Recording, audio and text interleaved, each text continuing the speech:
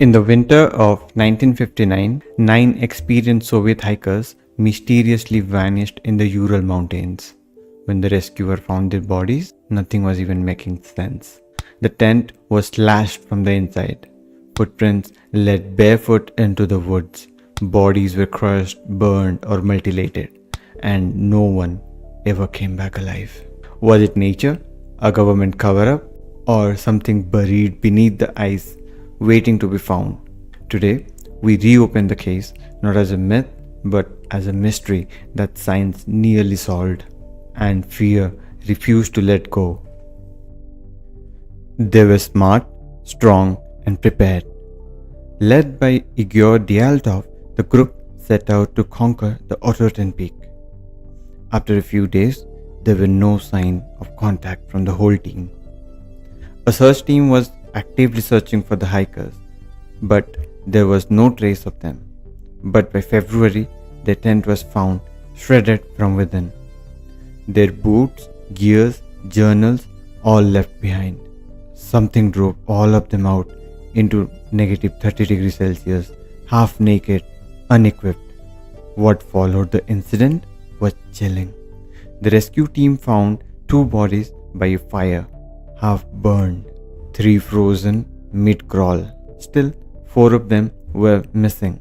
Months later, all 4 were found buried in snow, with shattered ribs, missing eyes, and most shockingly, one was found with no tongue and no avalanche debris in the site.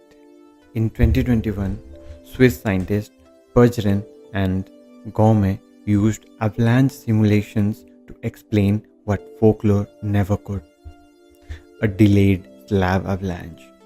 Small but deadly. They found tent cut into a steep slope, wind creating snow overload, a weak underlayer, depth hoar, collapse hour later as the hikers slept. The result? A 5-meter slab crushed over them, crushed bones, suffocating snow, but no debris trail, because the avalanche stopped at the tent. The slab avalanche explains the trauma, explains the panic, but does not explain everything, like the radiations on their clothes, or the orange orbs seen at that night in the sky, or why one hiker's skin turned dark and was missing a tongue.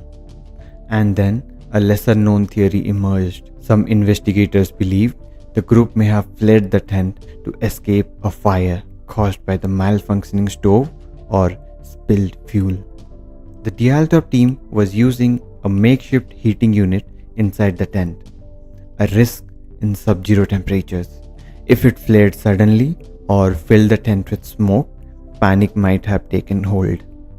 They may have slashed the canvas in a desperate attempt to escape the suffocation, choosing the freezing winds over burning, suffocating tomb.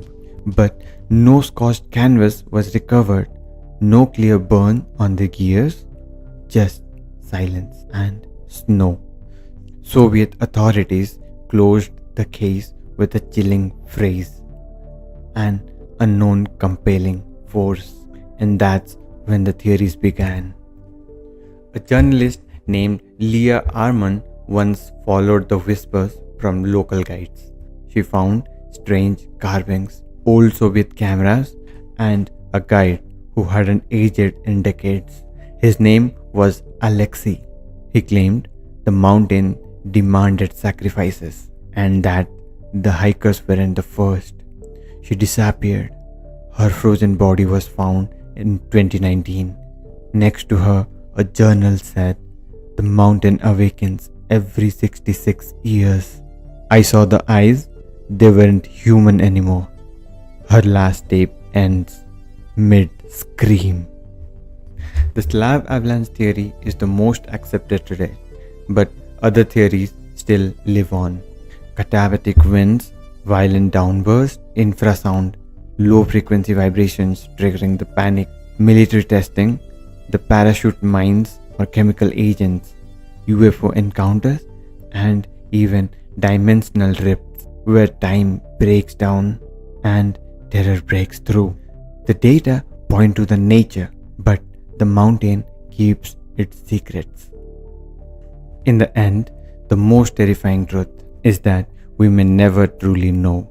A snow slab, a Soviet weapon, a sleeping god beneath the rocks, all we have is a torn tent, a terrified run into the cold, and 9 brilliant lives frozen in time. The Dyatlov Pass incident was no myth. It was real. It was cold. And perhaps it was never meant to be understood. If this story chilled you, if the mystery still lingers, help us keep it alive. Like this video, share it with someone who believes in the shadow, and subscribe if you want to walk deeper into the unknown.